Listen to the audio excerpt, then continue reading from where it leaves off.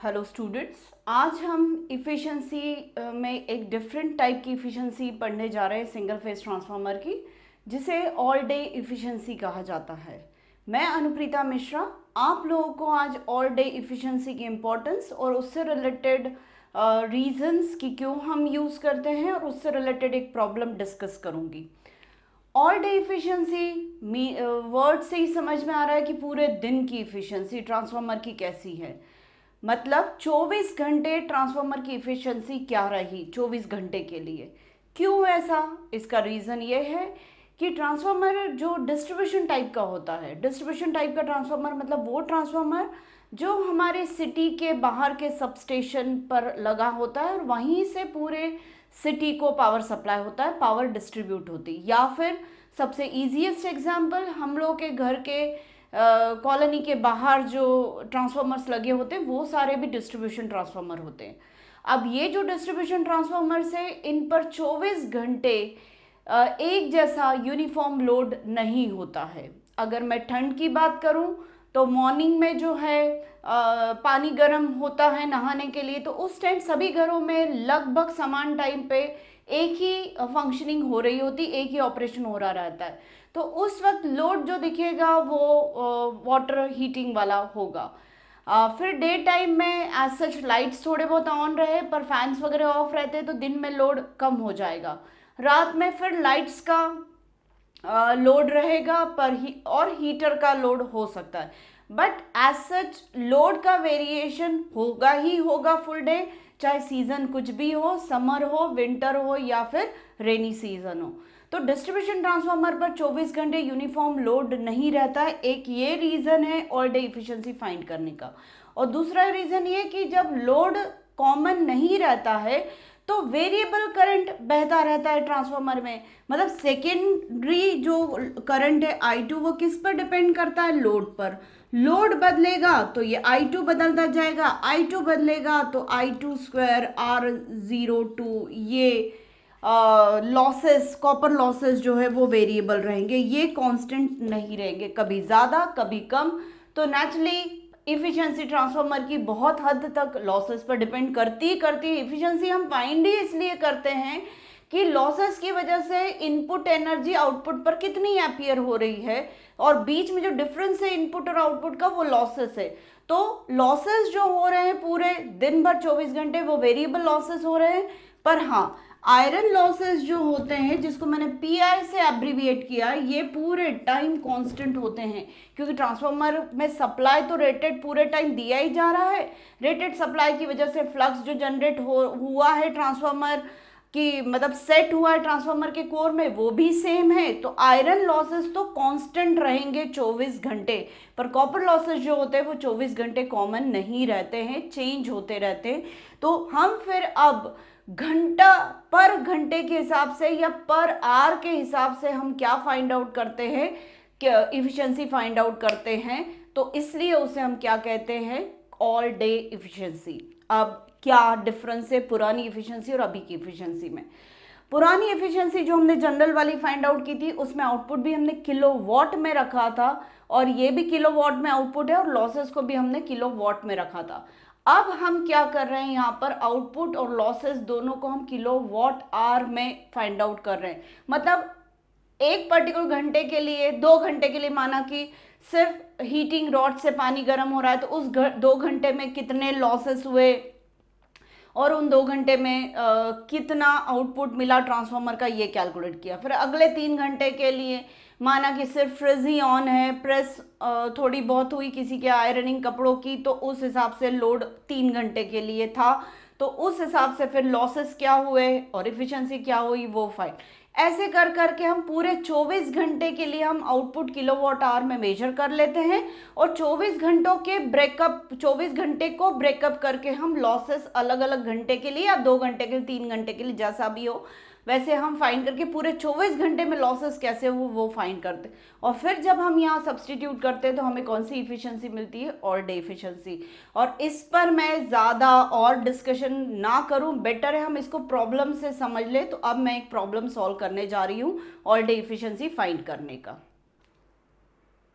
Problem start करने से पहले मैं आप लोगों को बता दूं, जैसा अभी मैंने डिस्ट्रीब्यूशन ट्रांसफार्मर का बताया जो कॉलोनीज़ के बाहर लगे रहते हैं या किसी पर्टिकुलर लोड सप्लाई से पहले सब स्टेशन पर जो ट्रांसफार्मर्स लगे रहते हैं वो डिस्ट्रीब्यूशन ट्रांसफार्मर्स होते हैं।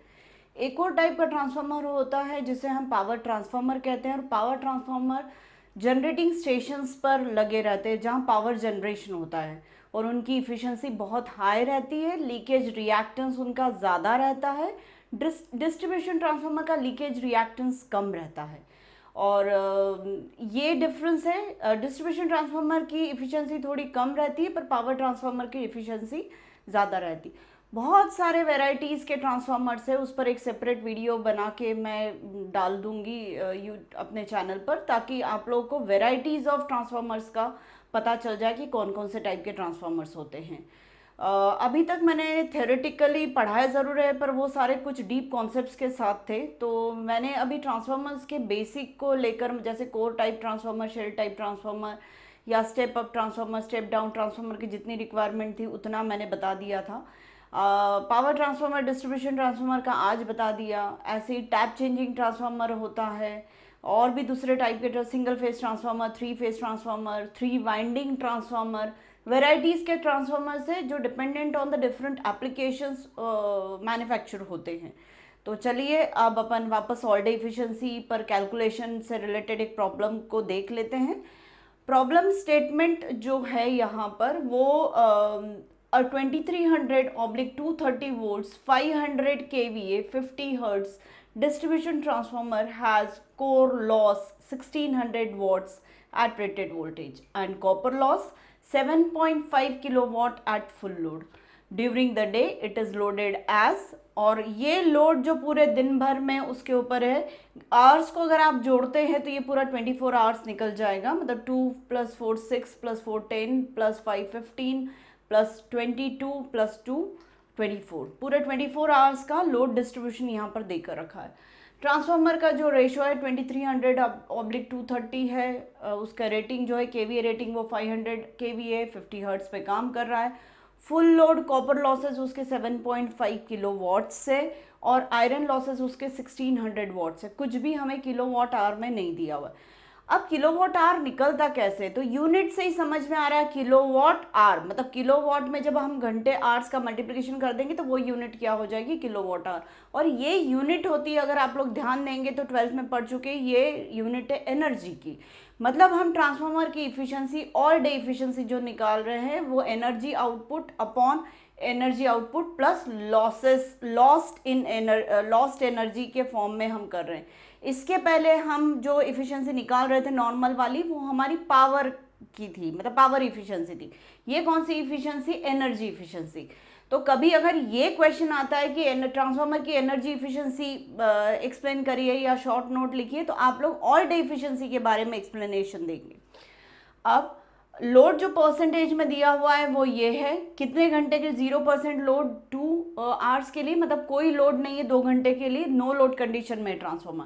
20% लोड जो है वो 4 घंटे के लिए, 50% लोड भी 4 घंटे के लिए, 80% लोड 5 आवर्स के लिए, 100% लोड 7 आवर्स के लिए, और 125% लोड जो है वो 2 आवर्स के लिए।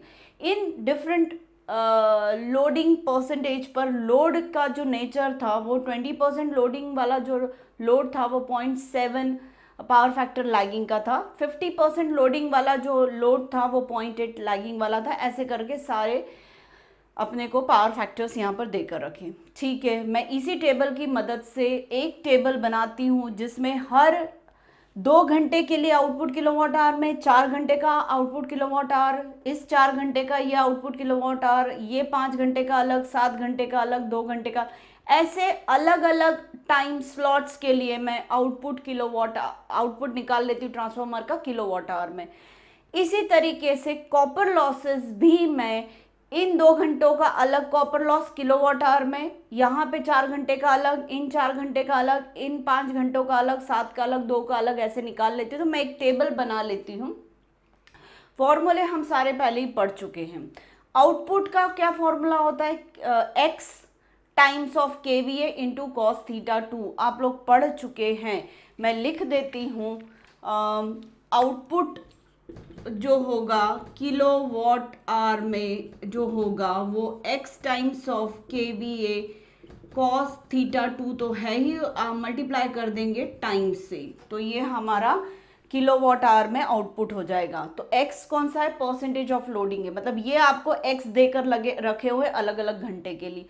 और कॉपर लॉसेस का फॉर्मूला क्या होता है किसी भी और लोडिंग पर, तो एक्स स्क्वायर ऑफ PCFL होता है, और आर से मल्टीप्लाई कर देंगे तो ये कॉपर लॉस हमको किलोवाट आवर में मिलने लगेगा, ये कॉपर लॉस हमें किलोवाट आवर में मिलने लगेगा।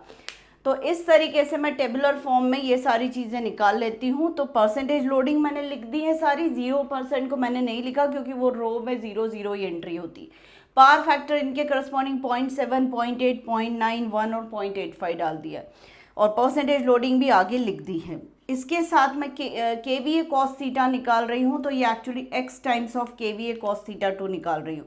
x कितना है, 0.2 है, KVA कितना है, 500 है, cos थीटा 2 कितना है, 0.7, तो ऐसे करके 0.2 इंटू 500 इंटू 0.7, सेकेंड रो में आएगा 0.5 इंटू 500 इंटू 0.8, थर्ड रो में आएगा 0.8 इंटू 500 इंटू 0.9, फोर्थ रो में आएगा 100% का 1 है 500, और यूनिटी पावर फैक्टर तो वो भी 1 है, और 0.8 फिफ्थ रो में 125% का 1.25 हो जाएगा इंटू 500 इंटू 0.85। इसको जब कैलकुलेट करते तो किलोवाट आवर में ये किलोवाट आया, सॉरी ये किलोवाट आवर करेक्ट है, ये किलोवाट में ये सारे निकल आए। अब मैं इनको आवर्स जो अपने को ये देकर रखे हैं, ये आवर्स भी मैंने ऐसे एंट्री कर लिए टेबल में। अब 70 × 40 करके मुझे आउटपुट किस में मिलेगा, किलोवाट आवर, मतलब इस कॉलम में मैंने ये कैलकुलेट किया, और थर्ड कॉलम में मैंने वो कैलकुलेट किया है, और सिक्स्थ कॉलम में मैंने पूरा कैलकुलेट कर दिया टाइम से मल्टीप्लाई करके किलोवाट आवर में। तो ये 70 × 4 280 हुआ, 200 × 4 800 हुआ, 360 × 5 1800 हुआ, 500 × 7 3500 हुआ, और 531.25 × 2 ये इतना हुआ। अब मुझे इसी के करस्पॉन्डिंग PC भी निकाल लेना है, कॉपर लॉसेस किलोवाट आवर में। तो मैं क्या कर रही हूँ, एक्स स्क्वायर मतलब 0.2 का स्क्वायर, फिर फुल लोड कॉपर लॉसेस 7.5 देकर रखा है किलोवाट आवर, और घंटे कितने हैं, 4, तो ऐसे करके 1.2 किलोवाट आवर में पहले 2 घंटे का इस स्लॉट का 4 घंटे, 2 घंटे नहीं है, 4 घंटे का इस स्लॉट का कॉपर लॉस निकल आया किलोवाट आवर में, जो कि 1.2 है। ऐसे ही ये वाला हो जाएगा 50.5, 0.5 का स्क्वायर, एक्स स्क्वायर है तो 0.5 का स्क्वायर इंटू 7.5, और ये भी कितने के लिए है, 4 घंटे के लिए, तो 4 = 7.5 हो जाएगा। ऐसे ही इसके लिए मैंने पूरा एक्सपांडेड लिखा नहीं, पर वो हो जाएगा 0.8 स्क्वायर इंटू 7.5 इंटू 5, ऐसे करके 24 आ जाएगा। इसके लिए हो जाएगा 7.5 मतलब 1 का स्क्वायर इंटू 7.5, और आवर्स हो जाएगा 7, तो 52.5, ऐसे करके इसके लिए भी 1.25 स्क्वायर इंटू 7.5, और कितने घंटे के 2, तो वो कर लिया। अब टोटल ये वाला जो आउटपुट किलोवाट आवर है, मतलब न्यूमरेटर वाला जो आउटपुट किलोवाट आवर है, ये न्यूमरेटर वाला किलोवाट आवर है, ये कैसे निकाला, इन सबको ऐड कर दिया, तो वो रहा output kilowatt hour 280 plus 800 plus 1800 plus 3500 plus 1062.5, ऐसे करके टोटल किलोवाट आवर में हमारे पास आ गया है 7442.5 किलोवाट आवर, इतना आउटपुट हो गया है।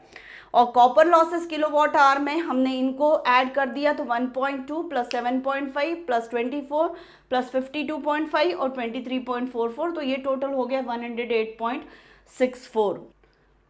तो इस तरीके से टोटल कॉपर लॉस भी हमने निकाल लिया 24 घंटे का। तो ठीक है, ये मुझे 24 घंटे का मिल गया है, ये 24 घंटे का मिल गया, ये 24 घंटे का मिल गया, ये नहीं मिला है अभी 24 घंटे का, ये तो मुझे मात्र 1600 वॉट्स ऐसा लिखकर दे दिया है रेटेड सप्लाई पर।